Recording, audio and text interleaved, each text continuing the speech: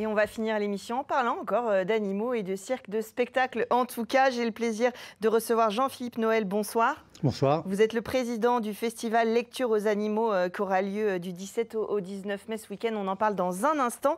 Mais avant, je me tourne vers Olivier Mérou. Bonsoir. Bonsoir. Vous êtes metteur en scène de Hold Up et compagnie. Le spectacle Wellaz que vous allez proposer au festival Le Mans fait son cirque sera en prélude. Alors, on fait un petit écart en Mayenne, à Torigny, en Charny, à la vallée des Grottes des Sauges, ce samedi à 18h30. Ce spectacle Wellaz, qu'est-ce que c'est Alors, à l'origine, c'est une commande passée par la DRAC Normandie. Il y a un site en Normandie, dans le Cotentin, sur la Manche, un site où on a retrouvé 97% des traces humaines de Néandertal, des mains, des pieds, des genoux. Quasiment la totalité des traces sont retrouvées là, en fait. Et la mer monte, donc il y a une opération de sauvetage très rapide pour essayer d'en sauver un maximum. Et c'était une commande, donc on a travaillé avec des archéologues et on est parti du principe en fait que Néandertal était probablement beaucoup plus physique que nous, Sapiens, et possiblement le mouvement acrobatique en fait leur était plus proche. Et donc on a inventé cette forme avec le plongeoir et d'autres coproducteurs. On évolue ils évoluent les acrobates sur un plateau en terre de poterie, 3 tonnes.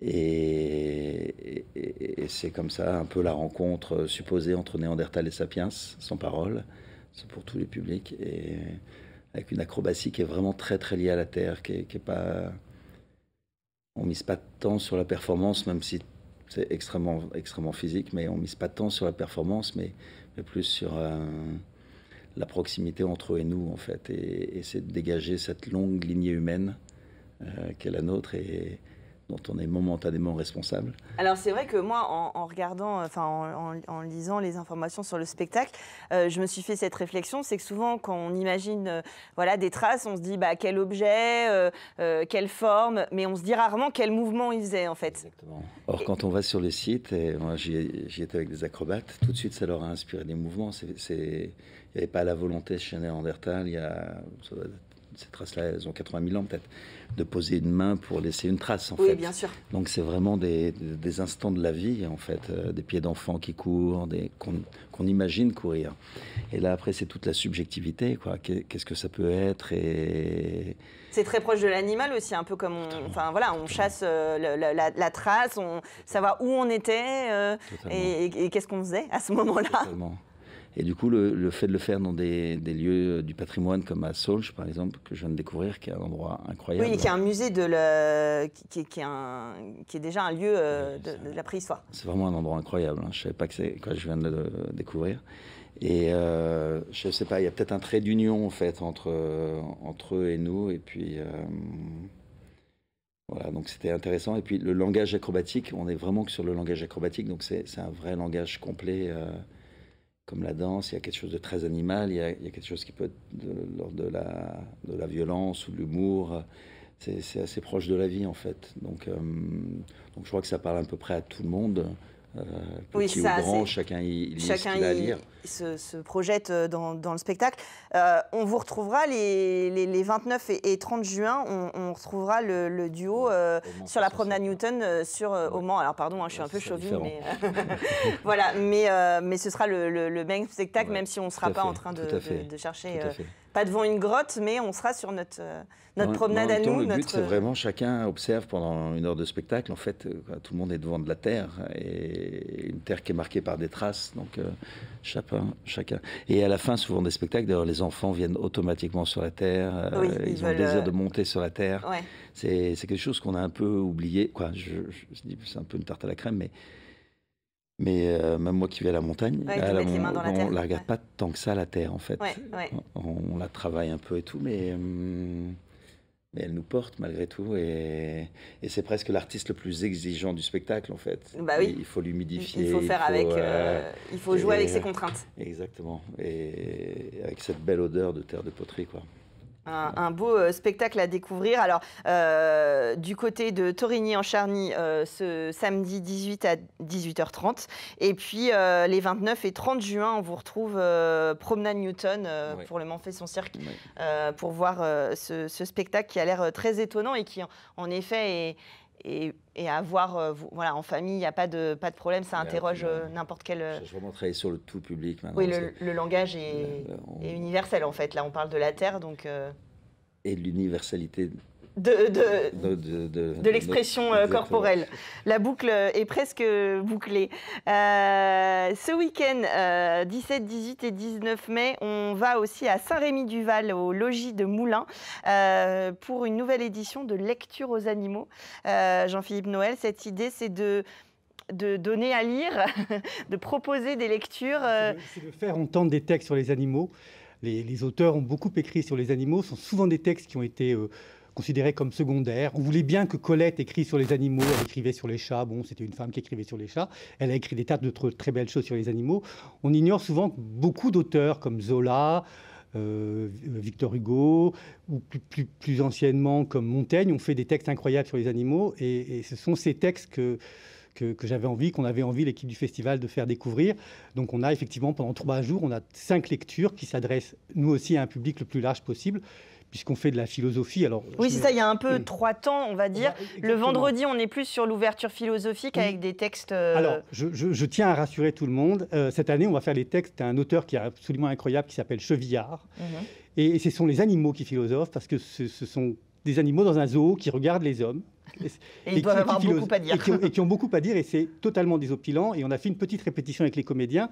Il y a eu quelques fous rires, et je leur ai dit, si vous riez comme ça, ils ne vont rien comprendre. Donc, n'ayez pas peur, c'est de la philosophie, mais cette année, c'est vraiment de la philosophie ouverte à tout le monde, et je vous promets de jolis fous rires pendant cette lecture du vendredi.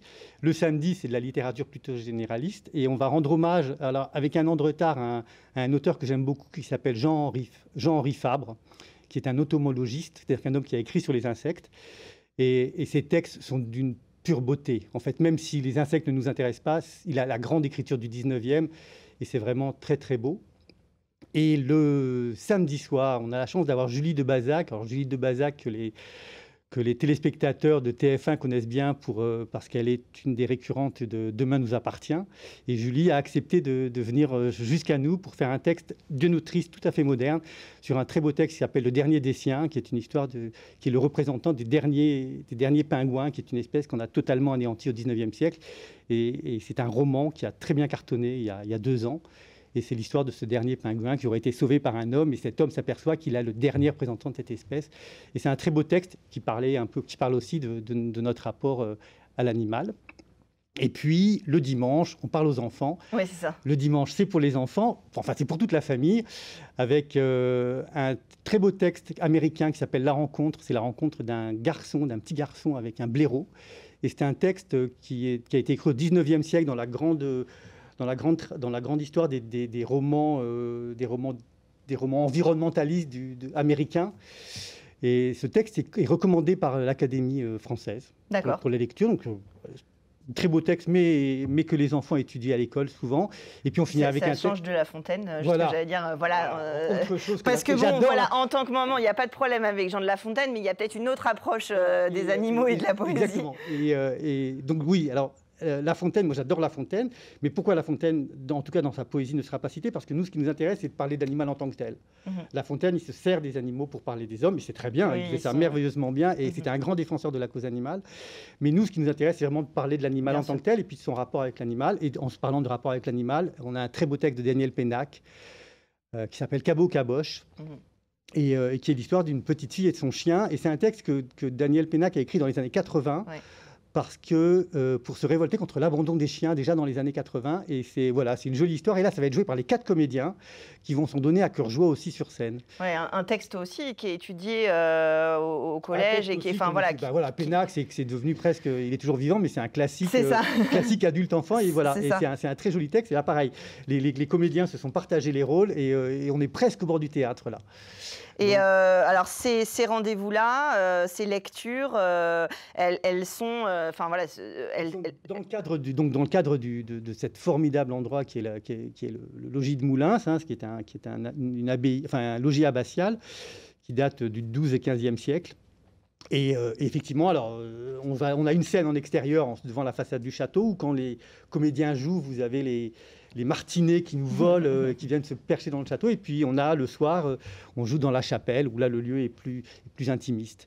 Et puis, il y a la possibilité d'acheter des livres, d'avoir des dédicaces. Voilà, il y a d'autres choses qui sont programmées. Il y a plein de choses programmées. Il y a, comme tous les ans, on a fait venir plusieurs artistes. Donc, on a des peintres.